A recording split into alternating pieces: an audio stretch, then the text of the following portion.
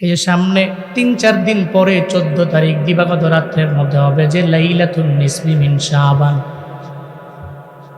শাবানের মধ্য রজনী। রবের দরবারে বড় দামি রাত, সব রাত আল্লাহর দরবারে সমান। তবে কিছু রাত আছে আমার মাওলার দরবারে অনেক পরিমাণে মর্যাদার দিক থেকে অনেক পরিমাণে দামি। ওই রাতটা হলো শাবানের মধ্য রজনী, লাইলাতুল বরাত যেটাকে বলা হয়, লাইলাতুন নিসফি মিন শাবান। ওই রাতের বেলা কিছু আমল করে পুঁজি বানায় নেন রে বাবা। একটু যদি সময়টারে কাজে লাগায় আমলের রূপ নিয়ে দিতে পারেন, আল্লাহর কসম করে বলি ওই লাইলাতুল বরাতে আল্লাহ পাক বান্দারে মাফ করে দেয়, মুক্তি দিয়ে দেয়। ওই রাতের বেলা যদি আপনি চোখের পানি ফেলায় রবের দরবারে একটু কান্নাকাটি করতে পারেন, দেখা যাবে ওই সময়টারে গুরুত্ব দেওয়ার কারণে একটা বছরের সমস্ত গুনাহ আল্লাহ পাক মাফ করে দিতে পারে কি পারে না? শাবানের মধ্য রজনী ১৪ তারিখ দিবাগত রাত, হাদিসের ভাষায় লাইলাতুন নিসফি মিন শাবান। মায়ান নবী জানায়া দিলেন, যদি কেউ এই রাতটা পাও, ইদা কানা লাইলাতুন নিসফি মিন শাবান ফাকুমু লাইলাহা ওয়া সুমু নাহারাহা। যদি ওই রাতটা পাও তাহলে রাতের বেলা ইবাদতের মধ্যে মগ্ন হও, আর দিনের বেলা একটা রোজা রাখো। কেন ইবাদতে মগ্ন হবা?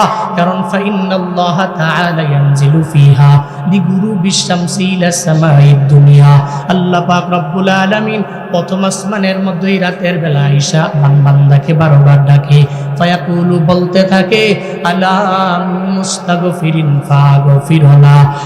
কে আছো এমন বান্দা জিন্দেগিতে গুনাহ করে করে করে করে তোমার পুরো সিনাটারে, তোমার পুরো কলবটারে নোংরা বানায় ফেললো, আমি রবের দরবারে আয়। এই রাতের বেলা যদি বলতে পারো, হে মালিক, জিন্দেগির সমস্ত গুনাহগুলো মাফ করে দিও।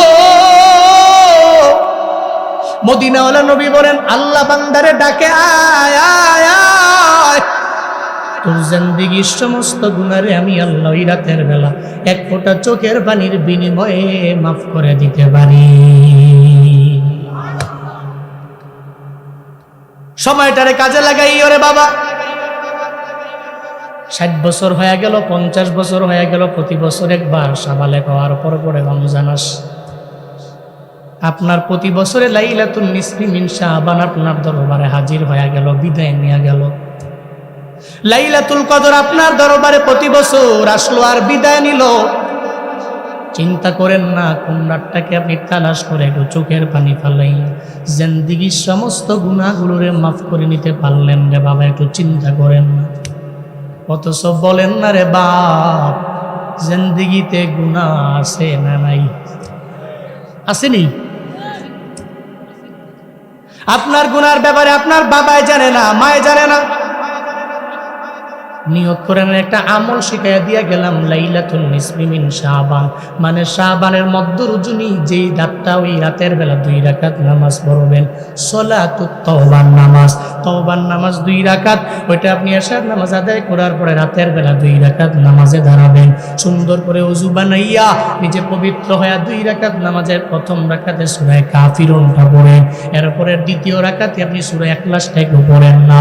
সুন্দর করে 2 রাকাত নামাজ আপনি আদায় করে সাইয়্যিদুল ইস্তিগফার একটা আছে রবের দরবারে আপনি বলেন, আল্লাহুম্মা আনতা রাব্বি লা ইলাহা ইল্লা আনতা খলাকতানি ওয়া আনা আবদুক ওয়া আনা আলা আহাদিক ওয়া ওয়া'দিকা মাসতাতাতু আউযু বিকা মিন শাররি মা সানাতু আবু লাকা বিনি'মাতিকা আলাইয়া ওয়া আবু লাকা বিযামবি ফাগফিরলি ফাইন্নাহু লা ইয়াগফিরুদ যুনুবা ইল্লা আনতা।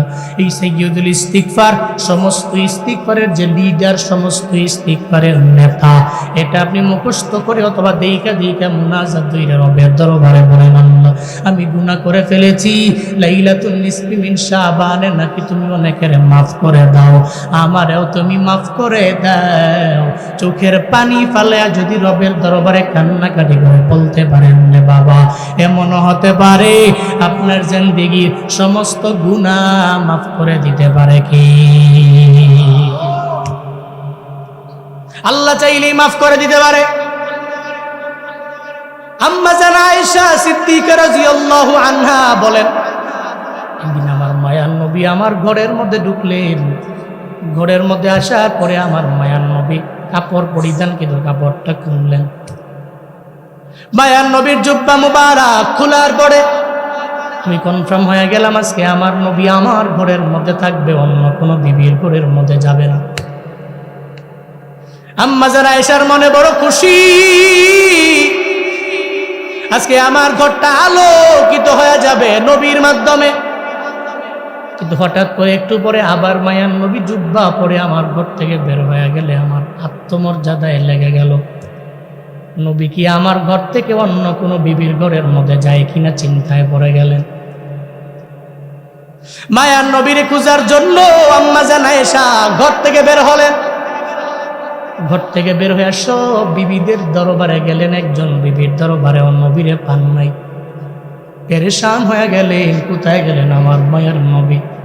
যায়া দেখে রে জান্নাতুল বাকির পাশে দাঁড়াইয়া মুনাজাত ধরে রবের দরবারে চোখের পানি ফেলে ফেলে মায়ার নবী কান্দে। চোখের পানি ফালাইয়া ফালাইয়া নবী বলে, ও মালিক, আমার উম্মতের তুমি মাফ করে দিও, আমার সমস্ত সুহাদা এদের মাফ করে দাও। চোখের পানি ফালাইয়া মুনাজাত ধরে রবের দরবারে আমার মায়ার নবী কান্দে। আম্মা জান আয়েশা যখন আমার মায়ার নবী একটু পিছনে গেলেন, মায়ার নবী সঙ্গে সঙ্গে মুনাজাত শেষ করে বলেন, রে আয়েশা, তুমি কি মনে করলা আল্লাহ এবং রাসূল তোমার প্রতি কোনো অবিচার করবে? তুমি মনে করেছো তোমার ঘর থেকে বের হইয়া অন্য বিবির ঘরে আমি যাবো? আম্মা জান আয়েশা মিথ্যা তো জীবনেও বলে না, বলতেও পারে না। সঙ্গে সঙ্গে জানায়া দিলেন, হ্যাঁ, আমার মনে আসছিল, আমার আত্মমর্যাদায় লেগে গেল।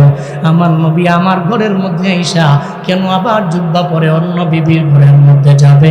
এই জন্য আমার গায়রতে লেগে গেল। আমি দৌড়ে খুঁজার জন্য সব বিবির দরবারে আমি গেল।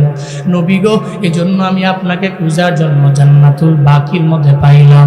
আমার মায়ার নবী জানায়া দেয়, ও আয়েশা, তুমি জানো না আমি যেই রাতের বেলা জান্নাতুল বাকির পাশে দাঁড়াইয়া রবের দরবারে দোয়া করলাম, এই রাতটা হলো লাইলাতুন নিসফি মিন শাবান, শাবানের মধ্যরাত। চিল্লায় পড়বেন কি মারহাবা? এই রাতটা শাবানের মধ্যরাত। আল্লাহ পাক এই রাতে কতগুলা মানুষকে মাফ করে আয়েশা জানো না? নবীর জামানায় বনু কালব নামক একটা গোত্র ছিল। ওই গোত্রের লোকেরা বেশি বেশি বকরি পালন করত। মদিনাওয়ালা নবী জানায়া দিলেন, রে আয়েশা, আল্লাহ পাক রব্বুল আলামিন এই রাতের বেলা আসমানে আয়েশা বান্দারে ডাকে আর মাফ করে দেয়। শুধু তাই না, এমন পরিমাণে মাফ করে বুঝাইতে যায় আমার নবী জানায়া দিলেন, বনু কালব গোত্রের যতগুলা বকরি আছে সমস্ত বকরির পশমগুলা গণনা করে কেউ শেষ করতে পারবে না। এর চাইতেও বেশি সংখ্যক লোকদেরকে আল্লাহ এই রাতের বেলা মাফ করে দেয়। চিল্লায় পড়বেন কি সুবহানাল্লাহ? বনু কালব গোত্রের সমস্ত বকরির যে পশমগুলো আছে গণনা করা ইম্পসিবল, কিন্তু এই বনু কালব গোত্রের সমস্ত পশমগুলো একসাথে করলে যেটা সংখ্যা দাঁড়াবে, এর চাইতেও বেশি সংখ্যক রবের বান্দাগুলোকে রব ওই রাতের বেলা মাফ করে দেয়। তাহলে জিন্দেগিতে আমগো গুনাহ আসেনি? কথা কয় না আছে? তাহলে ওই রাতের সময়টা কাজে লাগায়, রাতের সময়টা কাজে লাগায় এশার নামাজ পড়া একটু আমল করে পারবেন তো ইনশাআল্লাহ। আর দিনের বেলা একটা রোজা রাখবেন, নফল রোজা। নফল রোজা, ফরজ না, সুন্নত না, নফল রোজা। কি রোজা? নফল রোজা। আপনি রাতের বেলা ইবাদত করলেন, সাহারি খেয়ে এর পরের দিন একটা রোজা রাখলেন, পারবেন তো ইনশাআল্লাহ? পারবেন তো ইনশাআল্লাহ? হ্যাঁ, এবার আসেন, রাতের বেলা রবের দরবারে কি চাইবেন? আল্লাহ আমি মুস্তাগফিরিন ফাগফিরুন। আল্লাহ পাক যে ডাকে, ওই জিন্দেগিতে গুনাহ করেছো, অন্যায় করেছো, অপরাধ করেছো, রবের দরবারে আয় না, মাফ চা। মাফ চাইতে দেরি আমি আল্লাহ তোরে মুক্তি করে দিতে দেরি করব না। আল্লাহ তো দয়ার সাগর, আল্লাহ তো মায়ার সাগর। সুবহানাল্লাহ জোরে পড়বেন না? উনি মায়ার সাগর, দয়ার সাগর। আমার গুনাহ বড় না, গুনাহ বড় না, কিন্তু আমার রবের দয়া আমার গুনাহের চাইতে অনেক অনেক অনেক অনেক পরিমাণে বড়। গুনাহ বড়। বনি ইসরাইলের এক ব্যক্তি, মুসলিম শরীফের হাদিস বলছে, বনি ইসরাইলের এক ব্যক্তি জিন্দেগিতে অনেক গুনাহ করেছে। গুনাহ করতে করতে করতে করতে মনে হয় যে কল্পটাকে পুরো ময়লা বানায় ফেলছে, কোনো সওয়াব তার, নেকি তার নাই। এমন ব্যক্তি আছে না নেই? বছরে একবার ঈদের নামাজ হেডাও পড়ে না, বেদিন, পশ্চিম চিনেও না, ভুলেও পশ্চিম দিকে বললাম না। এই মাহফিল শুইনা লাভ, সারা দুনিয়ার সমস্ত মাহফিলগুলো যদি এক পাল্লার মধ্যে দেওয়ার, একটা পাল্লার মধ্যে যদি ফজরের নামাজের 2 রাকাত ফরজ নামাজ যদি বান্দা দাও, দুনিয়ার সমস্ত মাহফিলের পাল্লাটা হালকা হবে, ফজর নামাজের 2 রাকাত ফরজ সালাতের পাল্লা ভারী হয়ে যাবে, ঠিক কিনা? সমান হবে। তাহলে মাহফিল শুইনা নামাজ পড়া লাগবে কি লাগবে না? কিছু ব্যক্তি তো আছে দেখবেন সাপ্তাহিক মুসল্লি আছে না নাই? জুমার দিন দৌড়ে গিয়ে নামাজে দাঁড়ায়, এক সপ্তাহ পড়ছি না, জুমাটা না ফিরে কি বড় গুনাহ করবো? জুমাটা পড়তে। আবার এমন ব্যক্তি আছে নামাজ তো 5 ওয়াক্ত 1 ওয়াক্ত পড়েই না, আবার জুমার দিনও যায় কোন সময় জানেন? ফাসকুরুনি আযকুরুকুম, হুজুর খালি কোন সময় কয় ওয়াশকুরুলি ওয়ালা তাকফুরুন, লাভ দিয়ে গিয়ে দৌড়ে ঢুকে। আল্লাহ, কি বিজি উনি, আছে না নাই? আছে না নাই? কি ব্যস্ত। নামাজ তো 5 ওয়াক্ত ঠিক মতো পড়েই না, আবার জুমার দিনে সবার লাস্টে হাজিরা। আল্লাহ রাজাক, আল্লাহ আইসি কষ্টে, সবার লাস্টে। হ্যাঁ, খালি নামাজ পড়বো আর আল্লাহ খালি নেওয়ার লিগে বলছে। জুমার দিনে এমন মুসল্লি আছে না নাই? আবার গিয়া পরে দেহে উকি দিয়া সামনে কি জিলাপি আছে না নাই? যদি থাকে তাহলে মোটামুটি 2 রাকাত নামাজ পড়ার পরে মসজিদের সামনে গিয়ে আড্ডা মাড্ডা, নামাজ তো না, ওই সামনে গিয়ে 2-3 জন আড্ডা দিব। যখন হুজুরে দোয়া টান দিয়া লাইছে গিয়া বইয়া জিলাপি লয়ে বাইজে বোকা। আর যদি গিয়া দেখা যায় জিলাপি নাই, 2 রাকাত নামাজ সালাম ফিরে যায়, কি এর দোয়া টোয়া দৌড়, মনে হয় যে মসজিদে আর কেউ ফিডা আছে না নাই?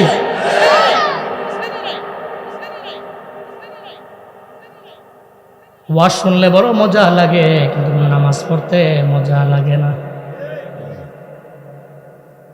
এই জুড়ির মুসলমানেরা, ওয়াজ শুনিও আবার নামাজও পড়িও।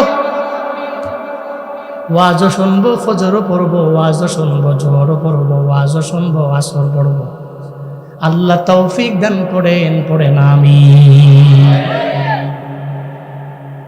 বনি ইসরাইলের ওই যুবক মনে মনে চিন্তা ভাবনা করে, আমি তো জিন্দেগিতে এমন অন্যায় করলাম, এমন অপরাধ করলাম, কোনো আমল আমার লাইফে আমার নাই, তবে আমি তো মারা যাব, এমন একটা ভাব আমার বডির মধ্যে চলে আসলো, আমি মারা যাব। আমারই গুনাহযুক্ত চেহারা নিয়ে রবের দরবারে আমি দাঁড়াতে পারবো না।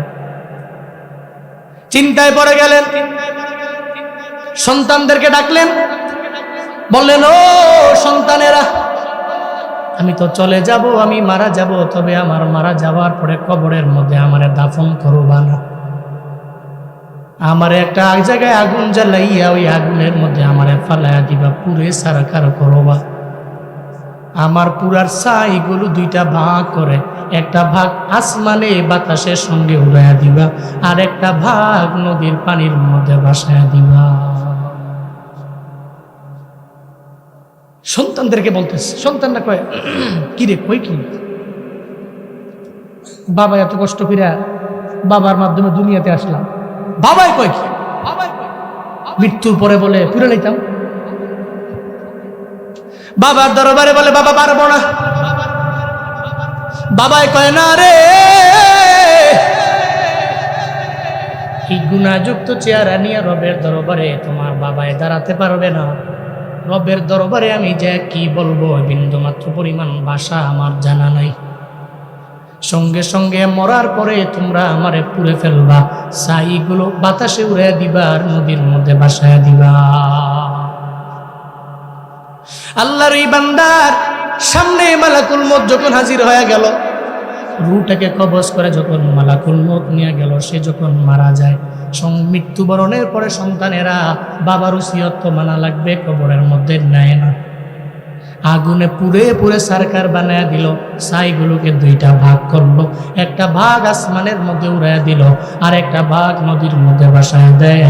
এই যে লোকটার অন্তরের মধ্যে একটা রবের ভয় আছে, লোকটা মনে মনে চিন্তা ভাবনা করলো, আমার আল্লাহ আমাকে মাফ করবে কি করবে না, এই চিন্তা নিয়ে নিজের বডিটা পুড়ে ফেললো। এই ব্যাপারে আমার আল্লাহ জানে কি জানে না? জানে কি জানে না? আল্লাহ তো ভালো করে জানে। আল্লাহ পাক বলছেন, ও বাতাস, আমার বান্দার এই ছাইগুলো উড়ে উড়ে নিও না, আমার বান্দার এই ছাইগুলো একসাথে করো।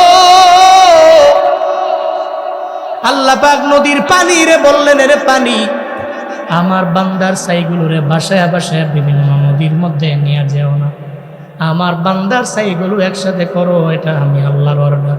মৌলভীবাজারের মুসলমান, বলো না বাতাস কথা মানে বাতাস তো আল্লাহর কথা মানে, পানিও আল্লাহর কথা মানে। আল্লাহ পাক রব্বুল আলামিন বললেন, এই বাতাস, এই পানি, আমার বান্দার ছাইগুলো উড়ে উড়ে নিও না, ভাসায় ভাসায় নিও না, আমার বান্দার ছাইগুলোকে একসাথে করে দাও। বাতাস একসাথে করে দিল ছাইগুলো, নদীও যখন একসাথে করে ফেলবো, আল্লাহ পাক বলে, তুমি আগে যেমন ছিলা তেমন হয়ে যাও। আল্লাহ তো কোনো বান্দারে বানানোর জন্য আবার পরিবর্তন করার জন্য আল্লাহর লেবার লাগে না, শ্রমিক লাগে না, দিন মজুর লাগে না। আল্লাহ যদি কয়ে কুন ফায়া কুন হইতে দেরি হয় না, ঠিক কিনা? আল্লাহ কয় কুন, এই ব্যক্তি তুমি আবার আগের মতো হয়ে যাও না। সঙ্গে সঙ্গে নবীজি বলছেন, সঙ্গে সঙ্গে ওই ব্যক্তিটা আগের মতো হয়ে গেছে। আল্লাহর সামনে দাঁড়ানো, আল্লাহ কয়, কিরে নিজের পুইরা ফেলাইছো, কি অন্যায় করেছ, কি অপরাধ তুমি করেছ? জিব্রাইল, ফেরেশতা, মিকাইল, সমস্ত ফেরেশতারা তারা ডানে বামে দাঁড়ানো। আল্লাহ জিজ্ঞেস করছে, কি হয়েছে তোমার? কেন নিজের পুইরা ফেলার জন্য সন্তানদেরকে ওসিয়ত করছো? আল্লাহ গো, জিন্দেগিতে এমন কোনো বড় গুনাহ নাই আমি করলাম না। আল্লাহ, আমার জিন্দেগিতে বড় বড় গুনাহ, আমি এমন কোনো গুনাহ নাই করলাম না। এই গুনাহযুক্ত চেহারা নিয়ে, বডি নিয়ে আপনার দরবারে আমি দাঁড়াইতে পারবো না। এই জন্য এই বডি আপনার সামনে দাঁড়াবে, চিন্তায় পড়ে গেলাম, আমি সন্তানদের জানাই দিলাম, ওসিয়ত করে গেলাম, মরণের পরে আমার দাফন না কইরা যাতে পুইরা সরকার বানায় দেয়। গুনাহযুক্ত বডি নিয়ে যাতে আল্লাহর দরবারে আমার না যেতে হয়, আপনার ভয়ে নিজের পুরা জন্য আমি আদেশ দিয়েছি। চিল্লায় পড়বেন কি মারহাবা?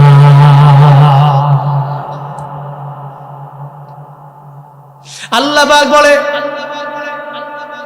ও আমার ফেরেশতারা শুনো,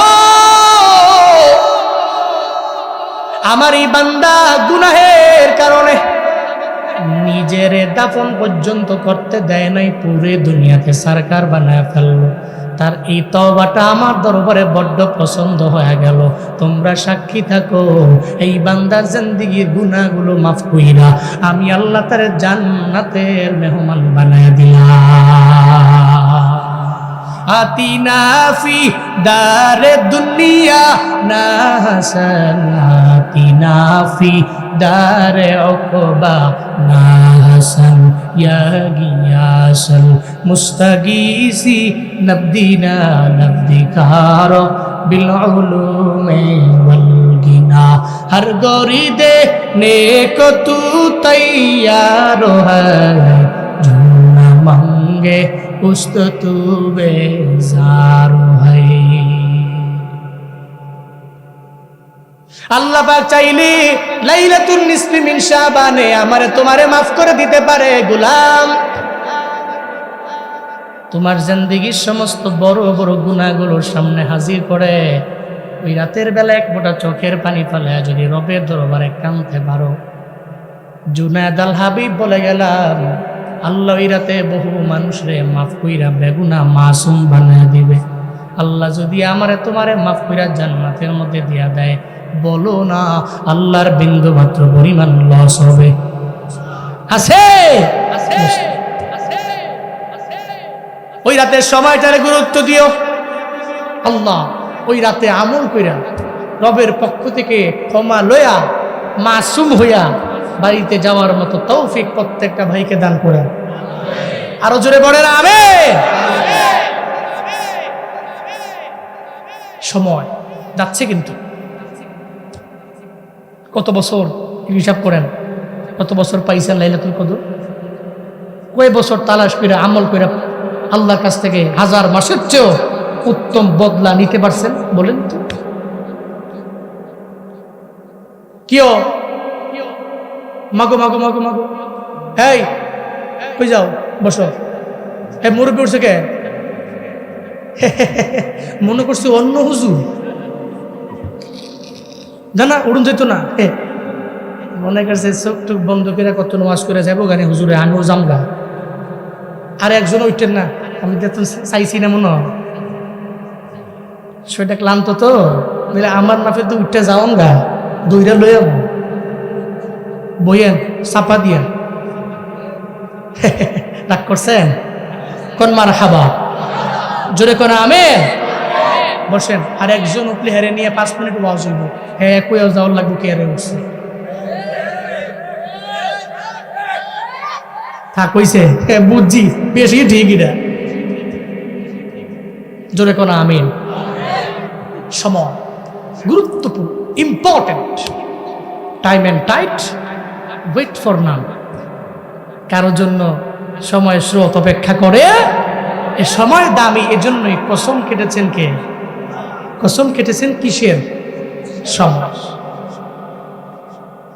ইন্নাল ইনসানা লাফি খুসর, আল্লাহ পাক বলছেন সমস্ত মানুষরা ক্ষতিগ্রস্তের মধ্যে পড়বে। সমস্ত মানুষ। এখানে আবু বকরও পড়ে গেল ওই সময়ে, ওমরও পড়ে গেল, ওসমান পড়ে গেল, আলী পড়ে গেল, ওই জায়গার ভিতরে আবু জাহালও পড়লো, ওতবাও পড়লো, সাহেবাও পড়লো, ওয়ালিদ ইবনে মুগীরাও পড়লো, আবু সুফিয়ান পড়লো। সমস্ত লোকেরা এর ভিতরে আছে। এবার সুবিন্যস্ত করেছেন এবং ভাগ করেছেন এই ক্ষতিগ্রস্তদের মধ্যে লাভবান কারা। ভাগ করেছেন।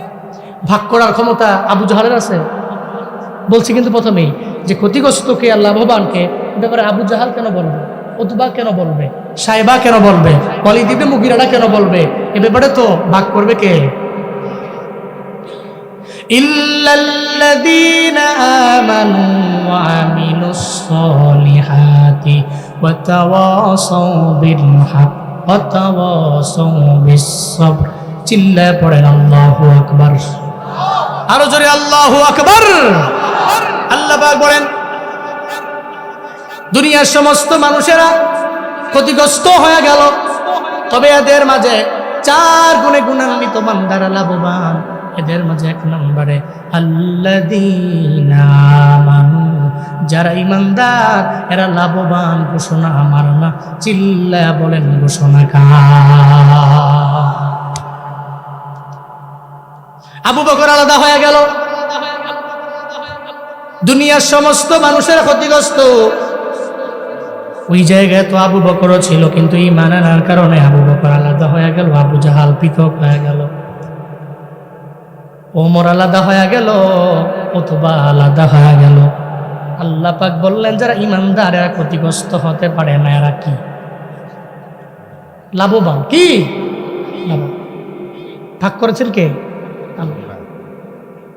এই জন্যই তো হযরতে বিলালের দাম আমার আল্লাহর দরবারে কম না বেশি? কে সেই বেলাল চিনো? জান্নাতের মধ্যে যেই বেলালের হাঁটার আওয়াজ পাওয়া যায়, কি দামি সেটা! কিন্তু আবু জাহালের দাম রবের দরবারে নাই। সে ক্ষতিগ্রস্ত, লাভবান জীবনে হতে পারবে না, কারণ ঈমান নাই। যার ভিতরে ঈমান আছে সূরা আসর বলে সে লাভবান, যার ভিতরে ঈমান নাই সূরা আসর বলে সে লাভবান হতে পারে। এজন্যই তো হিদায়াত বেলালের কপালে জুটে গেল, বেলাল দামি হয়ে গেল। আবু জাহালের কপালে নাই, আবু জাহাল দামি। আল্লাহ পাক বলে ঈমানদাররা দামি, ঈমানদাররা লাভবান। কে সেই ঈমানদারেরা? বলে আবু বকর দামি, ওমর দামি, উসমান দামি, আলী দামি, বেলাল দামি। শুধু তাই না, যারা ঈমানদার রবের দরবারে কি পরিমাণে দামি। যেমন আব্দুল উজ্জা, যার ঘর নাই, বিটে নাই, বাড়ি নাই, কালেমা পড়ে মুসলমান হয়ে যাওয়ার পরে রবের দরবারে তার দাম আছে না নাই? ছোটবেলায় যে আব্দুল উজ্জার মাও নাই, চলে গেল, মা চলে গেলে বাবা, আমগো এলাকায় বলে বাবায় হয়ে যায় তালুই। মা মারা গেলে বাবায় তালুইয়ের মতো হয়ে যায়, মানে আদর কম করে, মায়া কমে যায়। ছোটবেলায় মা মারা গেল, একটা মা হারানোর সন্তান বুঝে মায়ের কি পরিমাণে দাম রে বাবা।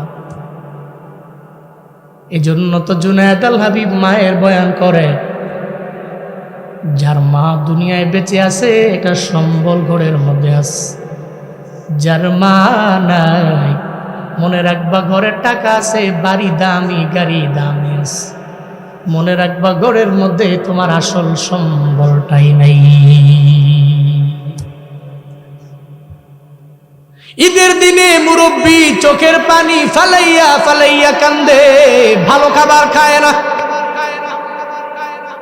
পাশে থাকা নাতিটা জিজ্ঞাসা করে, দাদা আমার কেন খাবার খান না? ভালো খাবার আপনার দরবারে রেডি করে দিলাম। দাদায় চোখের পানি ফেলে কান্না করে, নাতি রে, ছোটবেলায় আমার মা আমার বাবায় কি পরিমাণে কষ্ট করলো আমার জন্য। আমার বাবা মায় জুরির বাজারে গিয়েছে,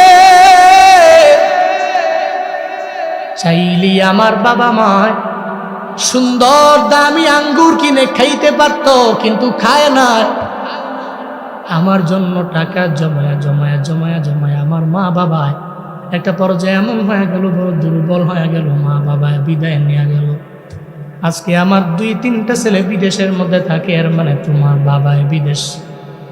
চাইলে আমি ভালো খাবার খেতে পারি, কিন্তু আমার মায় তো নাই, বাবায় তো নাই। আমার গ্রামের অবুঝ আম্মাটারে আমি চাইলেও আর খাওয়াইতে পারবো না। চোখের পানি ফেলে দাদায় কান্না করে, কারণ সে মারে হারাইছি। যে হারায় সে জানে, যে হারায় না সে জানে না। যে হারায় সে বুঝে, যে হারায় না জীবনে কোনোদিন বুঝবে না। এটা এমন মানিক রে, থাকলে কদর দিও, থাকলে দাম দিও। যেদিন বিদায় নেবে ওদিন চোখের পানি ফেলে কানলেও ধরা দিবে না, ওদিন কানলেও লাভ হবে। জীবনের মূল কষ্ট মায়ের প্রসব বেদনা, সাত আসমান সাত জমিন তখন মায়েরই মাথা। এমন মা কি কেমনে আজি, এমন মা কি কেমনে আজি যাব আমি ভুলিয়া। ও আমার প্রাণের মা, মা গো মা, কোথায় গেলে মোরে ছাড়িয়া। জনম দুঃখী এতিম আমি, চায় না কেহ ফিরিয়া। জনম দুঃখী এতিম আমি, চায় না কেহ ফিরিয়া। আমি যখন ছিলাম আমার মায়েরি উদরে,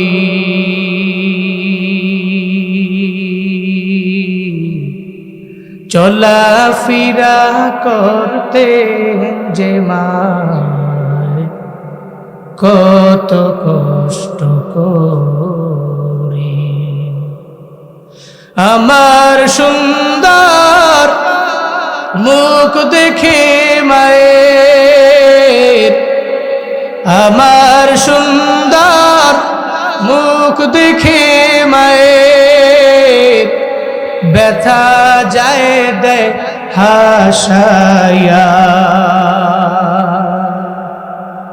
ও আমার প্রাণের মা, মা গো মা, কোথায় গেলে মোরে ছাড়িয়া, জনম দুঃখী এতিম আমি, চায় না কেহ ফিরিয়া,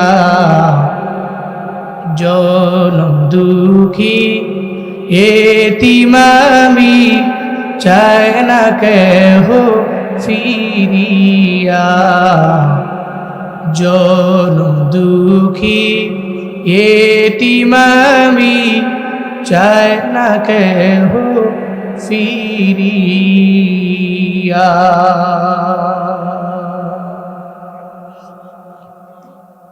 যেদিন মায়ের দুনিয়া থেকে বিদায় নেবে ওদিন কানলেও জীবনেও মায়ের ধরা দিবে না। থাকতে ওই মায়ের দাম দাও, থাকতে কদর দাও। আব্দুল উজ্জা ছোটবেলায় মা হারায়া যাওয়ার পরে কেমন জানি পেরেশানির মধ্যে পড়ে গেল। ছোট মানুষ, মা নাই ঘরের মধ্যে,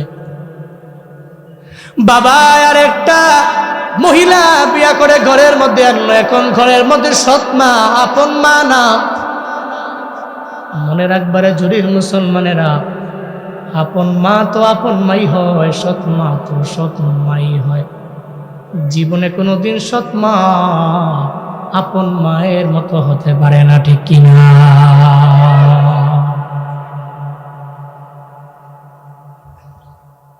আপন মা তো আপন মাই। আব্দুল উজ্জার ঘরে সৎ মা। এবার কয়েকদিন পরে বাবাও চলে গেল। এখন আপন মাও নাই, বাবা। সৎ মা মনে মনে ভাবে, জুয়ান মানুষ, তার ঘরের মধ্যে না রাইখা চাচার ঘরে দিয়া দিই, ওখানে কাজ টাজ করবো, এক দুই বেলা পাইলে খাইলো, না পাইল। চাচার ঘরের মধ্যে দিয়া দিল। সারাদিন রাত লাগে পরিশ্রম করার পরে এক বেলা জুটলে দুই বেলায় জুটে না।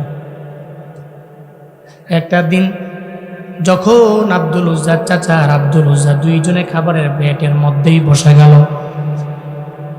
আব্দুল উজ্জার চাচায় খায়, আব্দুল উজ্জা খায় না। চাচা একবার বলে, কেন খাও না? কোনো জবাব দেয় না। দ্বিতীয়বার আবার বলে, কেন খাও না? জবাব নাই। তৃতীয়বার আবার বলে, কেন খাও না? কোনো জবাব দেয় না।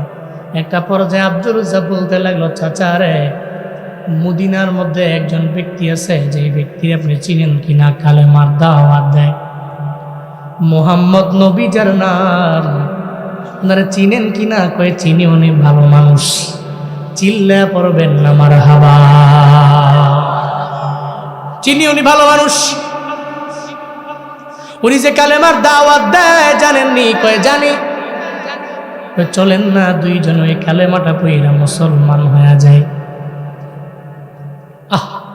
চলেন না দুইজনে ওই কালেমাটা পইরা মুসলমান হয়ে যায়। চাচায় কয়ে, আমার ধর্মের মধ্যে চুনকালি মাইরা অন্য ধর্মের মধ্যে আমি যেতে পারি? বাপদাদার ধর্ম মানব, মুহাম্মদের ধর্ম মানতে পারি না। আব্দুল উজ্জা কই, নবীর প্রেমের সাগরের মধ্যে আমি ডুব দিলাম। এখনই কালেমা আপনার সামনে পড়ে নিলাম। পড়েন, লা ইলাহা ইল্লাল্লাহ মুহাম্মাদুর রাসূলুল্লাহ। দিবে, ও দিবে। কালেমা পড়ে মুসলমান হয়। এবার আব্দুল উজ্জার চাচা মাথা গরম না ঠান্ডা?